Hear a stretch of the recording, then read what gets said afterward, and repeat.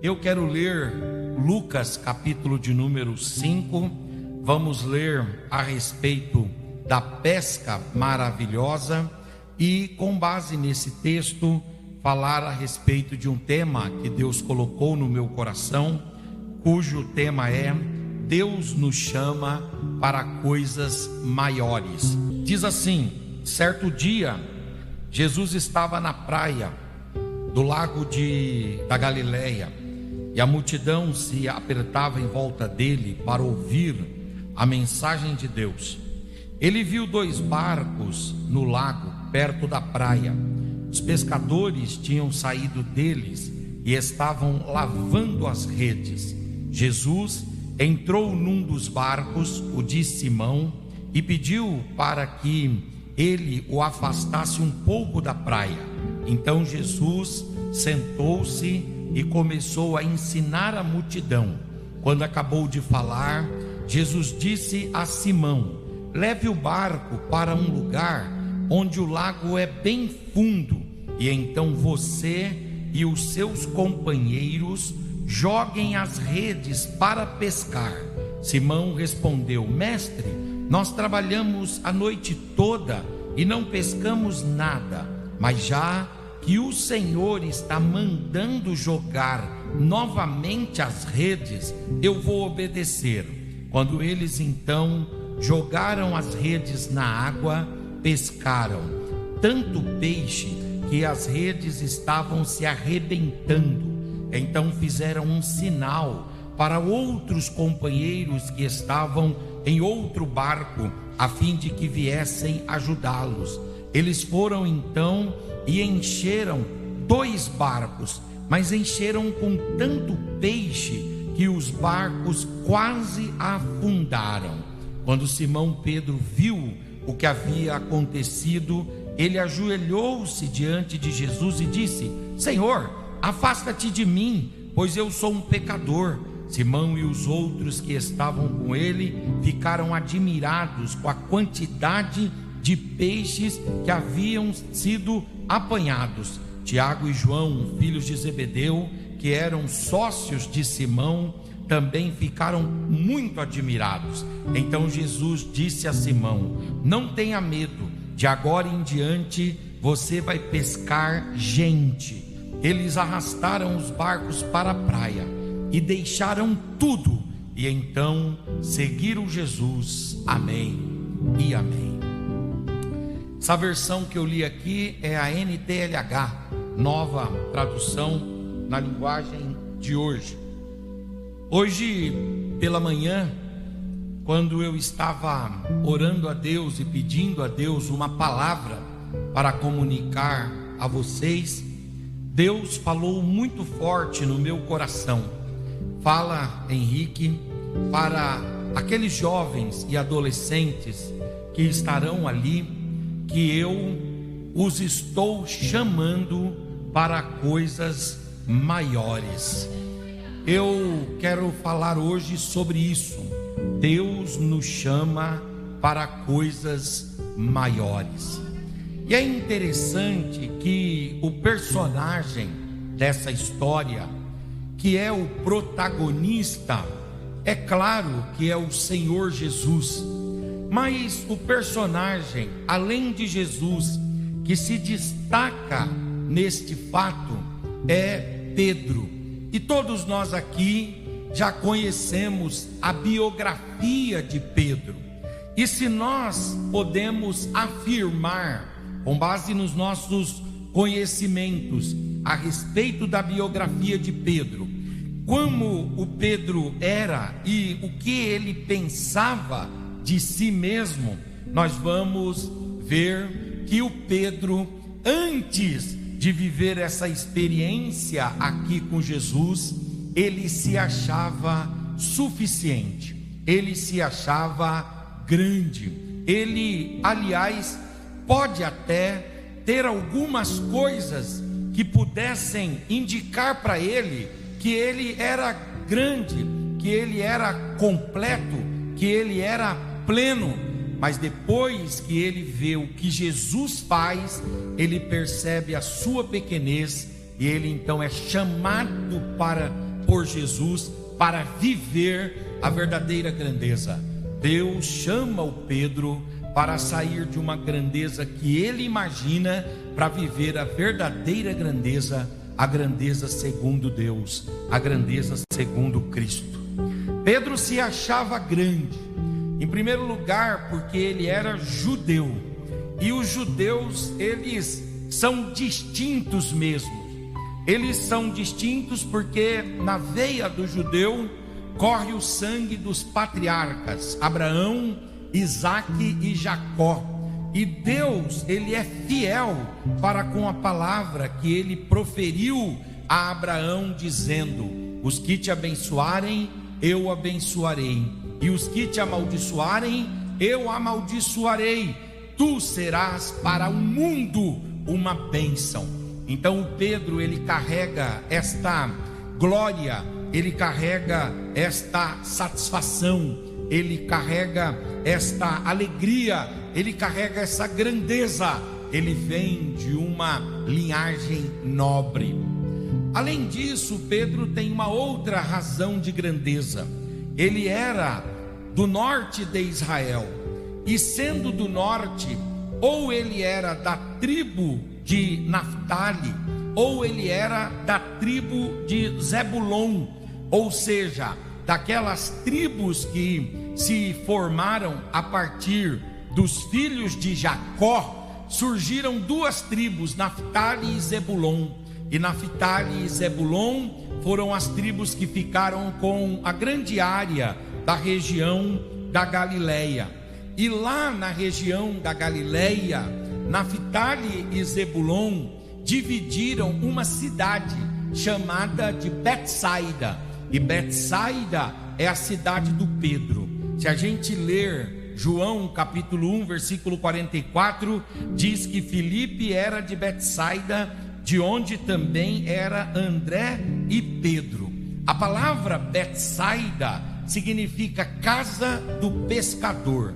O Pedro, ele tem esse orgulho, ele tem essa grandeza, ele tem essa satisfação de ser do lugar aonde a pesca é muito conhecida, e de ser de duas tribos muito fortes de Israel, que povoaram o norte de Israel e dominaram a região do Mar da Galileia, a região de Cafarnaum, Betsaida e todas aquelas cidades no norte, a tribo de Naftali e a tribo de Zebulon. O Pedro também, ele é grande porque ele tem pai, e pelo que a gente vê, ele teve a oportunidade de conviver com o pai. E quando nós estamos pensando sobre a estrutura de família, nós vemos que Pedro era um homem de família. O texto fala que o pai dele se chamava Jonas. Aliás, Jesus é quem vai dar para nós a informação a respeito do pai de Pedro em Mateus 16, 17, quando Jesus diz, respondeu Jesus e disse: bem-aventurado és tu, Simão Bar-Jonas, porque não foi a carne e o sangue quem te revelou, mas o meu Pai que está nos céus. Quando Jesus fala ali Bar-Jonas, Jesus está usando o bar, que é um prefixo, uma palavra do idioma aramaico, que aparece às vezes no Novo Testamento, o idioma aramaico, e uma das palavras em aramaico que aparece no Novo Testamento é a palavra bar, e bar quer dizer filho, filho de Jonas, quer dizer, Pedro, ele tem a grandeza de ter uma família, e a família dele, ela tem um pai. Nós não temos muitas informações sobre a mãe dele, mas o Pedro não foi criado num lar sem os pais. As figuras do pai e da mãe, paterna e materna, estão presentes na vida de Pedro. Pedro também tem uma outra grandeza. Ele não é um filho único, ele tem irmão, e um dos irmãos dele, ou o irmão dele, chamado André, ele aparece em Mateus capítulo 4, versículos 18 em diante, quando Jesus vai chamar André e Pedro, Pedro e André, os dois irmãos que tiveram a infância, a adolescência, a juventude, que estudaram juntos e que depois foram trabalhar juntos. Pedro não era um indivíduo solitário, um indivíduo sozinho, não. Ele tem o apoio, ele tem a estrutura, ele tem a base da família, ele tem essa grandeza, a grandeza de pertencer à família. Pedro também era casado. O texto bíblico vai falar em Mateus capítulo 8, 14 e 15, que Jesus vai a Cafarnaum, e lá em Cafarnaum ele entra na casa que é a casa de Pedro, e ali ele encontra a sogra de Pedro. Alguns até dizem que foi porque Jesus curou a sogra de Pedro, que Pedro o traiu. Brincadeira sem graça, mas a verdade é que Pedro, ele tem sogra. Se ele tem sogra, ele tem esposa. O apóstolo São Paulo, quando está falando a respeito dele mesmo, e do direito que ele tinha de também ter uma esposa e levar essa esposa nas missões, e esta estrutura tanto de Paulo quanto da esposa, que deveria ser paga e subsidiada pela igreja. Paulo, quando está falando sobre isso aos irmãos de Corinto, ele diz assim: meus irmãos, eu podia fazer igual Cefas, eu podia fazer igual Pedro. Por quê? Porque Pedro, ele leva a sua esposa. Então mostra que Pedro, ele é um homem de família. Ele tem pai, ele tem mãe, ele tem irmãos, ele tem esposa. Nós não temos informações a respeito, nem na Bíblia, nem na história, sobre filhos de Pedro, mas ele é cercado por esse bem muito bonito, maravilhoso, que é a família. Ele tem essa grandeza. Além disso, Pedro tem a outra grandeza, ele tem uma profissão. Ele não é um desocupado, ele não é um indivíduo sem formação, ele tem uma profissão. E que profissão era esta? A profissão de pescador. O período do Novo Testamento, do primeiro século, ele é um período marcado por algumas profissões distintas. A primeira grande profissão era aquela profissão atrelada ao governo, por exemplo, o publicano. A segunda profissão era a profissão relacionada ao exército, por exemplo, o centurião. Uma outra profissão nobre era a profissão relacionada à vida religiosa, por exemplo, o ancião ou o sacerdote. E escapando dessa estrutura do governo, do exército e do clero, a profissão mais nobre que existia em Israel era a profissão de pescador. Era uma profissão nobre, era uma profissão digna, haja vista que a região litorânea de Israel era uma região muito abastada, então era trabalho garantido e resultado garantido. Pedro, ele está nesta profissão. Às vezes a gente lida com determinadas profissões que têm ascendência e depois elas têm descendência, depois elas têm declives. Por exemplo, está em alta agora tudo aquilo que é relacionado ao TI. Os maiores salários estão relacionados ao TI. O TI é a profissão da vez. Aqueles que mexem com computadores, redes, programadores e assim sucessivamente. Quem está na área do TI, hoje em dia, garante bom salário e garante emprego. Garante ocupação, ou melhor, lugar de trabalho. O Pedro, ele era pescador. Ele tinha uma profissão. No direito romano dizia que se um pai não ensinasse uma profissão para o filho, o pai deveria sustentar o filho. Mas o Pedro, ele tinha uma profissão, ele tinha formação, e ele não era só um simples pescador. Pelo que nós lemos em Lucas 5:3, diz que Jesus pegou um dos barcos, e era exatamente o barco de Pedro. A expressão que aparece ali para dizer que o barco era de Pedro é a expressão grega Ronesinomos. E Ronesinomos quer dizer o quê? Quer dizer, isso daqui é do Simão, isso daqui é de propriedade do Simão, isso daqui é de posse do Simão. O Pedro, ele tinha um barco, e ter um barco não é brincadeira. Ter um barco é ter suficiência na profissão. ter um barco é você não precisar pedir nada para ninguém. Poderíamos até dizer que o Pedro, ele também tem uma outra coisa boa. Ele não só tem uma profissão, ele não só tem um barco, mas ele também tinha estabilidade financeira. Ele tem estabilidade financeira, e isso é demonstrado pelo fato dele ser dono do barco. Ele tem estabilidade financeira, e isso é demonstrado pelo fato dele ter uma casa em Cafarnaum. Não é fácil ter casa. Eu, por exemplo, não tenho ainda uma casa quitada, não. Eu tenho uma casa que eu estou pagando. Então eu moro dentro de um apartamento que eu pago lá mensalmente o carnê, e se eu conseguir sobreviver 360 meses, Deus vai me dar graça para isso. Aí a gente conseguirá dizer: esse apartamento é meu. Entende o que eu estou dizendo? Não é fácil ter uma casa. Quem está hoje morando de aluguel sabe como é difícil, mas Pedro não. Pedro tem casa. Então isso mostra uma estabilidade financeira. Ele tem barco, ele tem profissão. E aí é interessante que Mateus 4,18 fala que Pedro e André, eles trabalhavam juntos, e eles tinham como sócios João e Tiago. Tiago e João, eles faziam parte de uma sociedade. Talvez podiam fazer parte de uma cooperativa, mas na cooperativa de pescadores, Pedro e André, Tiago e João eram indivíduos bem tranquilos financeiramente. Eles tinham recursos.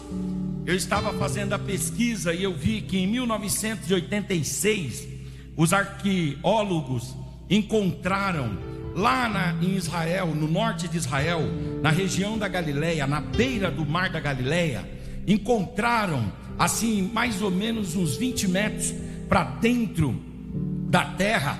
Eles encontraram ali um barco que é submetido ao processo de datação do carbono 14. Ele foi caracterizado como um barco dos tempos de Jesus. Quer dizer, ele é um barco do primeiro século, e da primeira metade do primeiro século até os anos 50. É um barco dos tempos e dos dias de Jesus. Inclusive esse barco é chamado de barco de Jesus, ou barco de Pedro. Era um barco grande, de 8 a 10 metros de comprimento, de 2 a 3 metros de largura. Um barco que suportava até 14, 15 pessoas dentro dele, e que era capaz de aguentar muito peixe. Isso mostra que Pedro, ele é um indivíduo que tem grandeza. Ele é um indivíduo que tem motivos de alegria e de satisfação. Ele tem bom recurso financeiro, bom recurso econômico.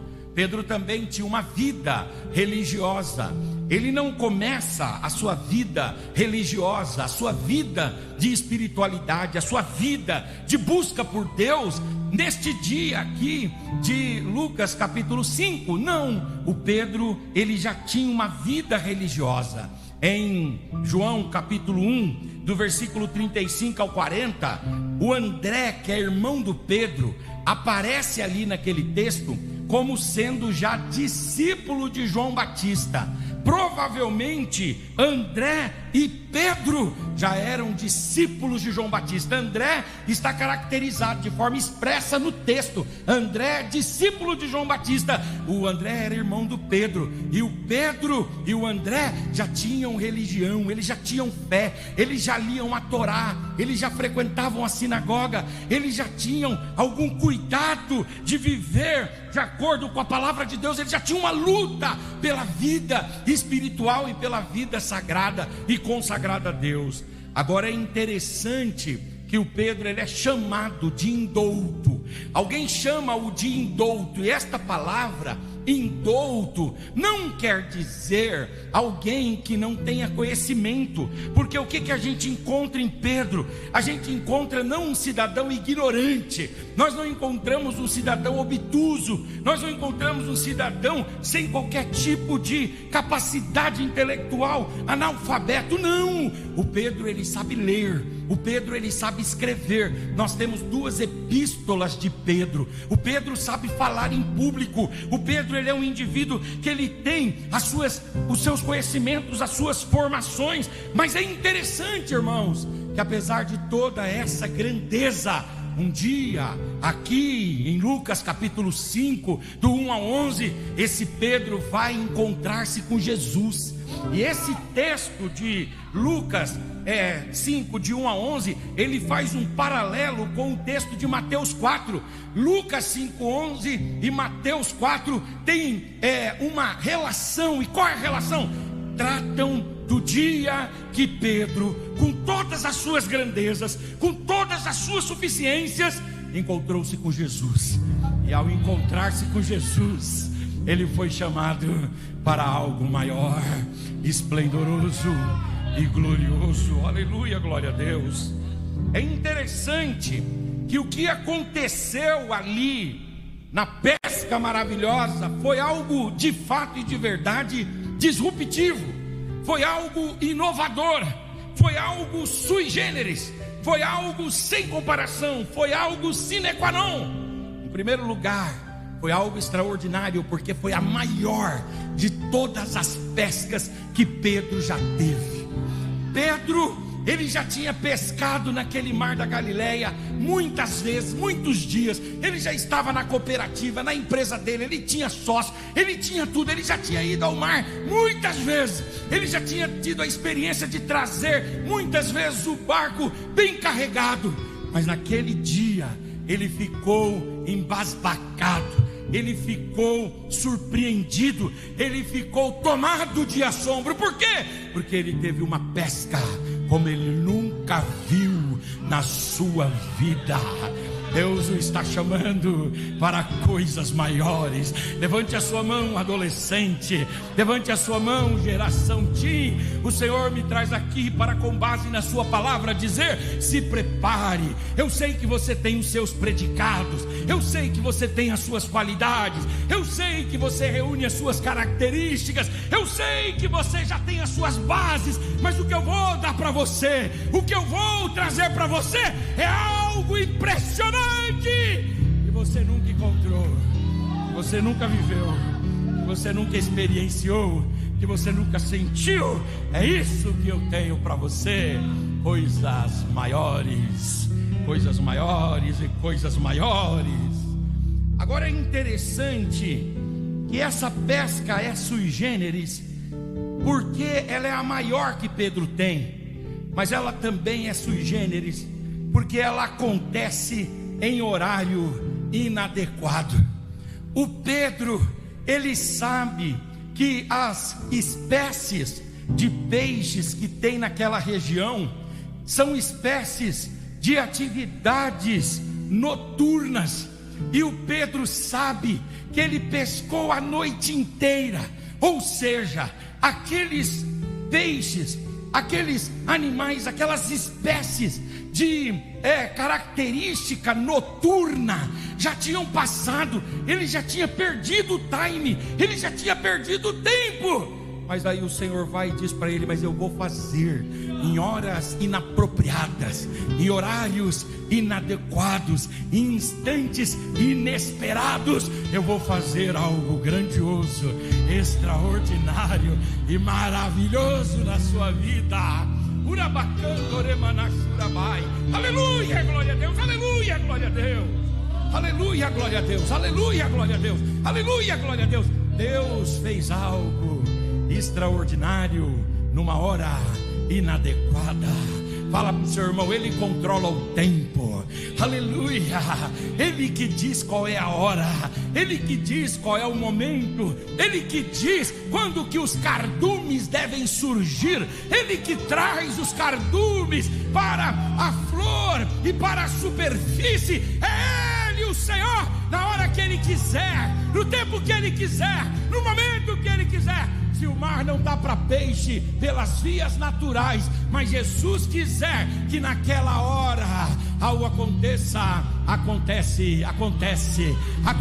Levante a sua mão, por gentileza. Levante a tua face, levante a tua voz, abra a sua boca e dê uma palavra de adoração e de louvor.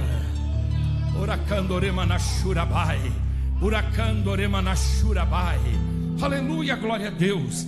E essa pesca também é distinta, porque aqui nós temos um contrassenso, aqui nós temos um antagonismo, aqui nós temos uma discrepância, aqui nós temos uma aparente ilogicidade, aqui nós temos uma aparente incongruência, aqui nós temos um contrassenso. E qual é o contrassenso?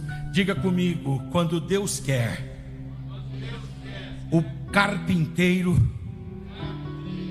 manda no ofício do pescador. Quando Deus quer, Ele muda as coisas, Ele transtorna as coisas, Ele revira as coisas quando Ele quer. Aleluia. O Pedro, ele é pescador. O Pedro, ele vem de Betsaida, a casa do pescador. É como você dizer que o indivíduo, ele é um estudante e ele sai da USP, mas ele tem que, tendo ele saído da USP, vir aprender com outra pessoa, muito simples, em um lugar que não carrega esse know-how, que não carrega esse nome, que não carrega esse título.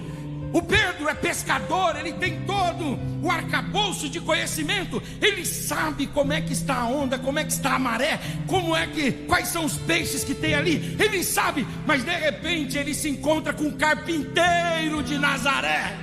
O carpinteiro, e o carpinteiro chega para o pescador e diz: ô pescador, eu sei que você tem experiência, mas se você quiser hoje deixar eu fazer uma coisa nova e surpreendente na sua vida, eu vou fazer. Fala para o seu irmão: ouça o carpinteiro de Nazaré. O carpinteiro dá conselho para advogado, dá conselho para juiz. O carpinteiro dá conselho para engenheiro. O carpinteiro dá conselho para arquiteto. O carpinteiro dá conselho para presidente da república. E quem se ouvido, quem ignora o carpinteiro não é abençoado. Mas quem ouve o carpinteiro, quem abre os ouvidos, quem abre o coração e ouve o carpinteiro de Nazaré, a vida é mudada. Levante a mão, por gentileza. Levante a face, levante a face. Levanta a voz, abra sua boca. Dê uma palavra de adoração e de louvor ao Senhor. Orecandoremachurabai, Oracandoremanachurabai, Lamanacandaramachurabai. Aleluia. Deus está chamando para coisas grandes, para coisas maiores, para coisas exponenciais, para coisas extraordinárias. Pastor, mas eu já tenho meus predicados, eu já venho de uma boa família, eu já tenho minhas características, eu já tenho até algum recurso. Pastor, eu estou bem. Se você está bem, eu quero dizer para você que você precisa experimentar o excelente. E se você está no campo raso, na baixeza, na profundidade, no Jordão, se você está lá no fundo da cisterna, Deus me outorga autoridade para dizer: eu estou te chamando, eu estou te convocando para que você viva coisas grandes, maiores na minha presença. Quantos querem? Levante a mão, por gentileza. Levante a face, levante a voz, abra sua boca e dê uma palavra de adoração e de louvor ao Senhor.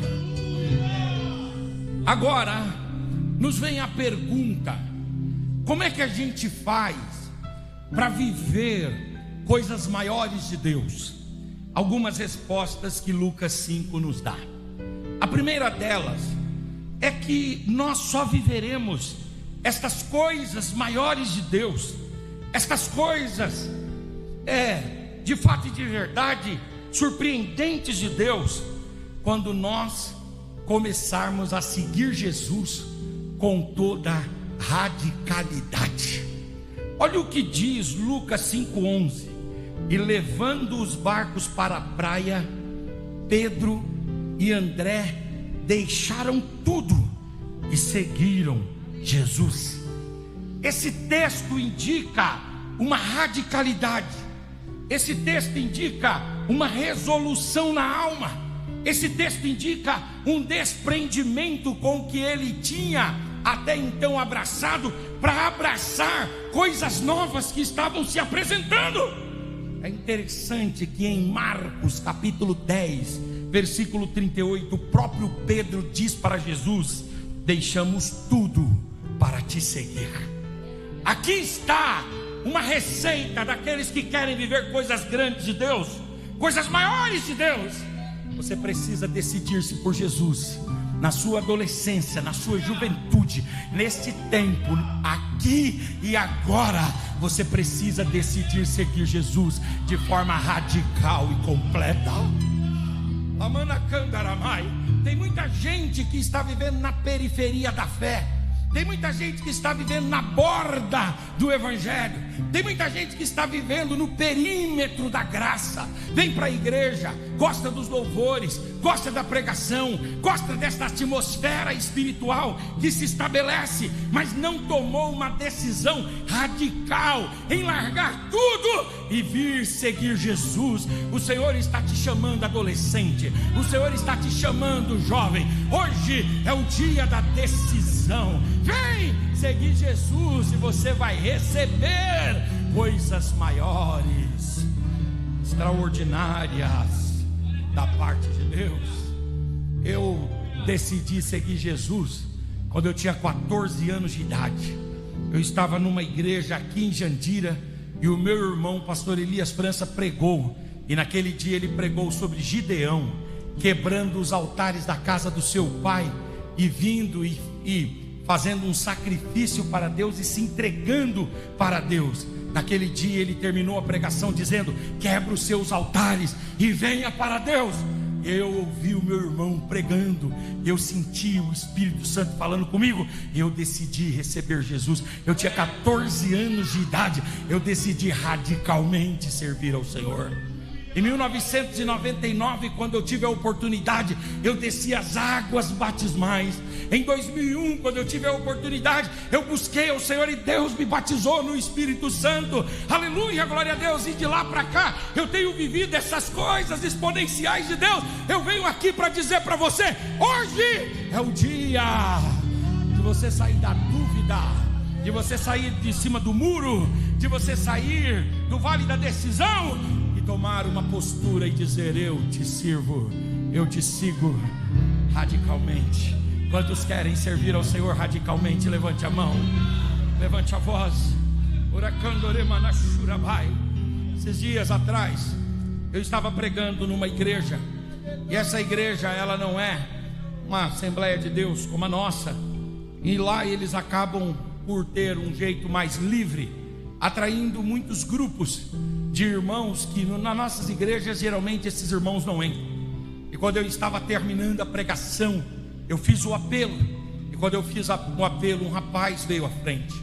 Eu estendi as mãos sobre ele, eu orei por ele, ele confessou Jesus como único e suficiente Salvador. Terminou o culto, o pastor chegou para mim e falou assim: você sabe quem é esse jovem? Aí eu falei: não. Ele falou: esse jovem aí é um dos maiores tatuadores do Brasil. E aí eu disse: é mesmo? Ele falou: é, e ele conhece um rapaz daqui, gosta da música e veio aqui hoje. Deus falou com ele, ele nunca tinha tomado a decisão, tomou a decisão hoje de receber Jesus.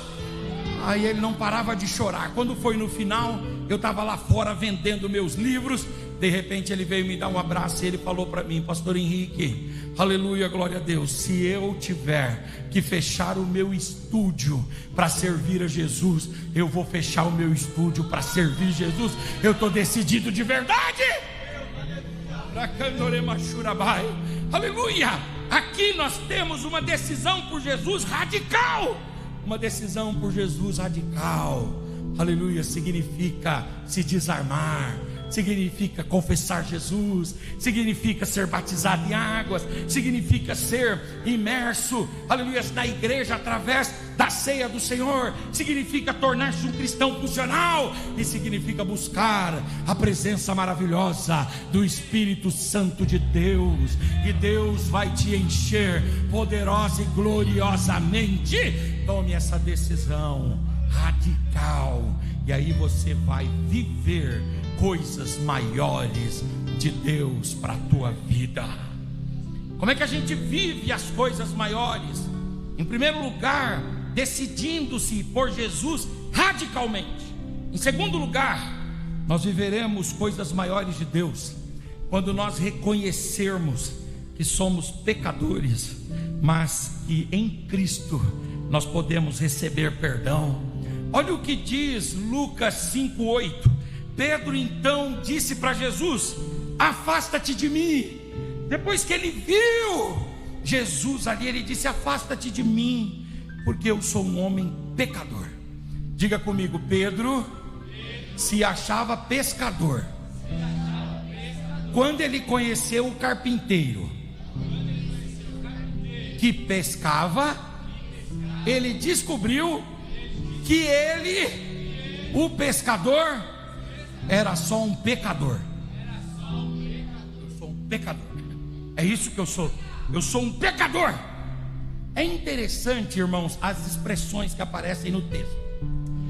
Primeiro, quando Jesus fala assim: pega o seu barco lá, o Pedro vai e fala para ele. Ele responde para Jesus. Ele diz: mestre.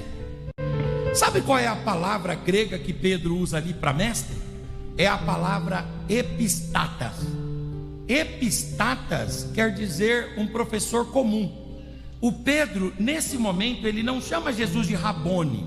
Não tem no texto a expressão Rabi ou Rabone. Ele fala mestre, mas se você for olhar no original grego, vai estar lá epistatas. E epistatas, Lucas é que usa essa palavra para dizer o que Pedro falou. Ele disse epistatas, quer dizer: ô professor. Sabe o jogador de futebol, quando o árbitro dá um cartão amarelo, ele fica reclamando? Falou, professor. Sabe quando você olha assim para uma pessoa e diz assim: você é só um professor? Foi mais ou menos com esse espírito que o Pedro veio para Jesus. Ô professor. Mas aí é interessante que Jesus faz um milagre.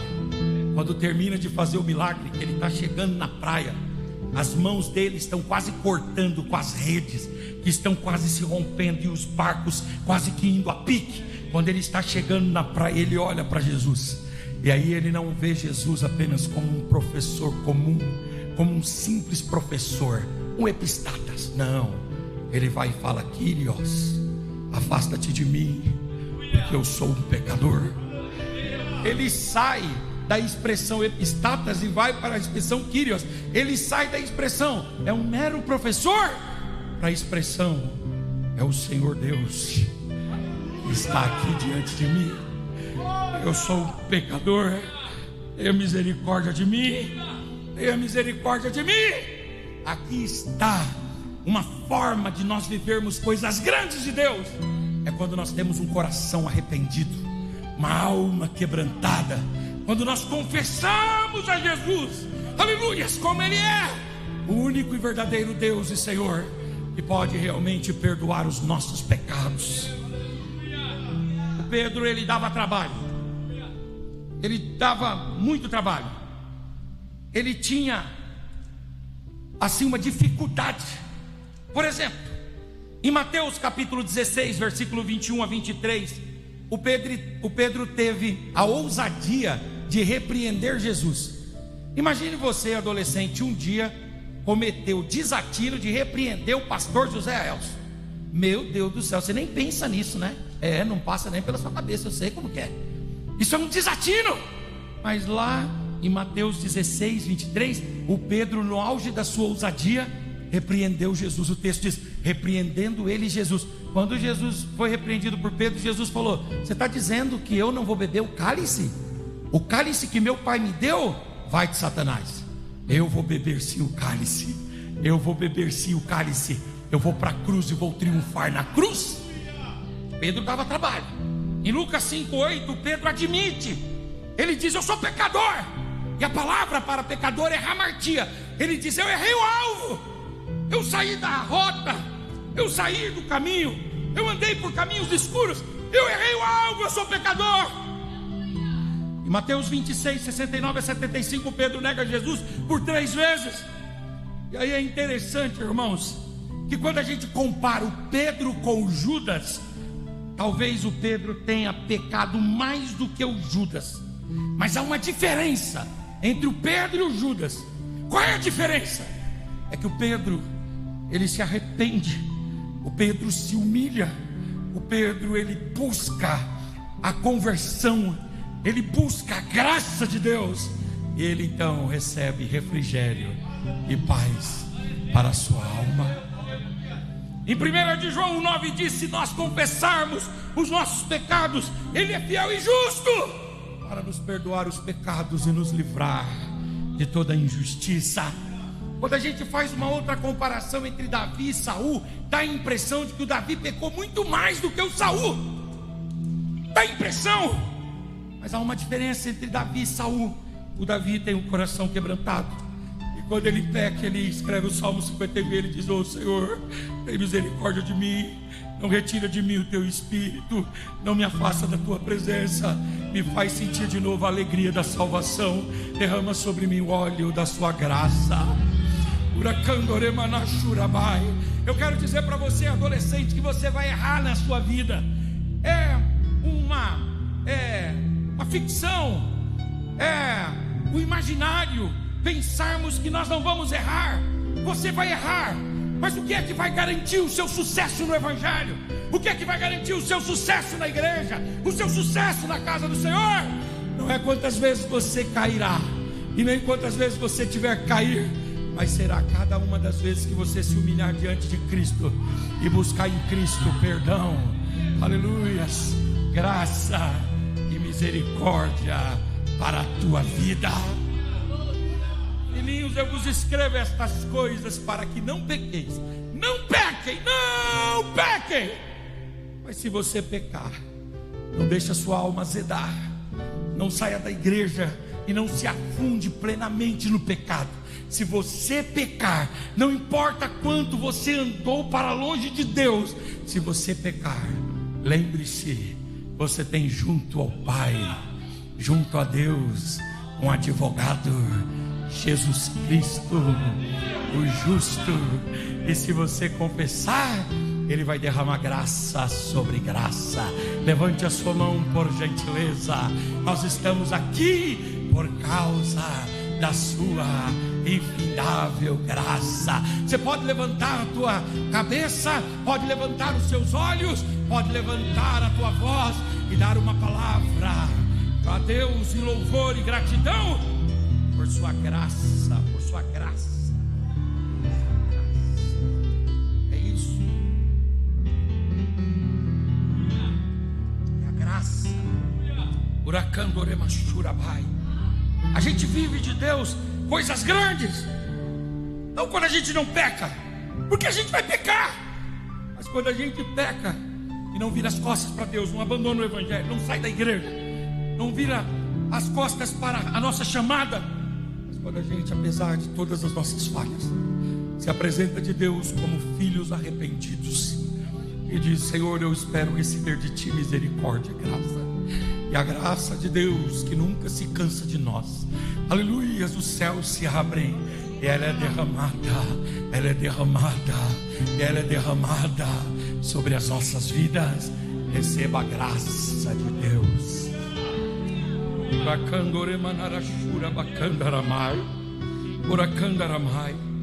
Terceiro lugar, já estou indo para as conclusões. Quando é que a gente vive as coisas maiores de Deus? Quando a gente decide por Jesus de forma radical, quando a gente se arrepende e recebe perdão de Jesus. Em terceiro lugar, quando nós cedemos para Deus aquilo que nós temos de melhor. Olha o que diz Lucas 5:3. E entrando num dos barcos, que era o de Simão, pediu-lhe que se afastasse um pouco da terra, e assentando-se ensinava do barco a multidão. Aqui Lucas registra que Pedro, ele cede para Jesus aquilo que ele tem de maior valor. Ele cede para Jesus o seu barco, e Jesus então afasta o barco da multidão e da praia, e Jesus se assenta no barco, e Jesus, a partir do barco, começa a falar à multidão. O texto não diz, mas o barco tem que ter um batel. Batel seria âncora. E se Pedro não ajustou a âncora para o barco não ir para muito longe, com o movimento natural das ondas, aquele barco ia distanciando, de modo que Jesus ia ficando longe. Só tinha um jeito de Jesus estar dentro do barco, sentado, e o barco seguro ali.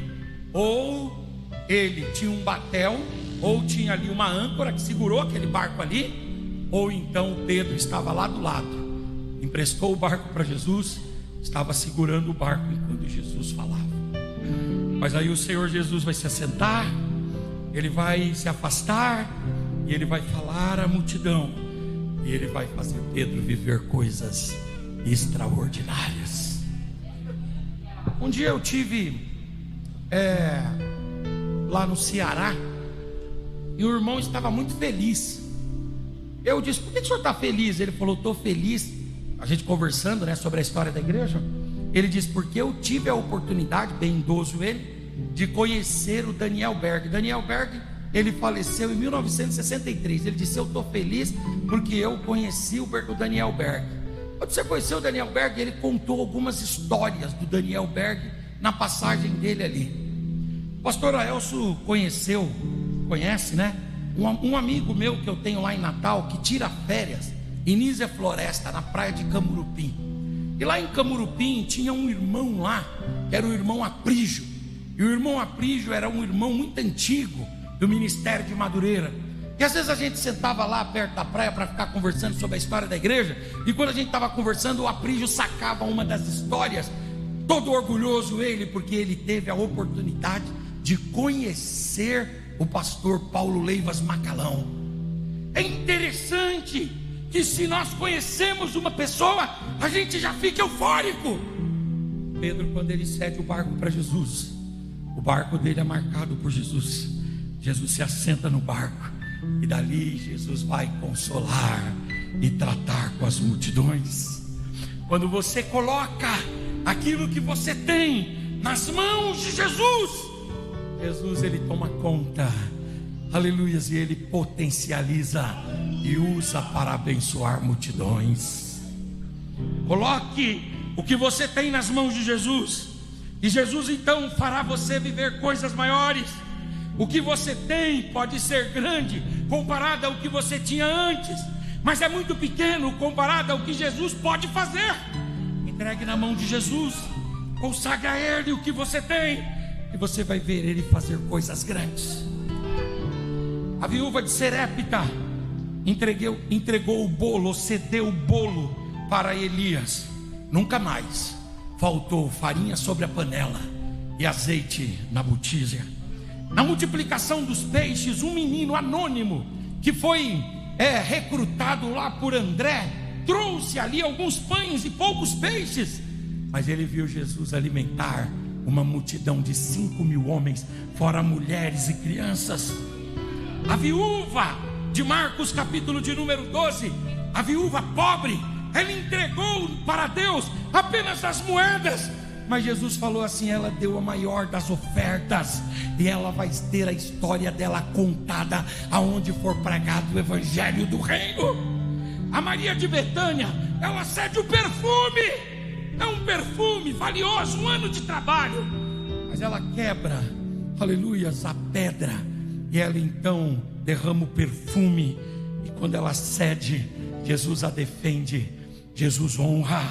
O Zaqueu, ele entrega metade dos seus bens, ele devolve quadruplicado para todos aqueles que ele lesionou de alguma forma, mas a casa dele, aleluias, teve o perfume glorioso de Jesus, que trouxe salvação para ele e para toda a sua casa.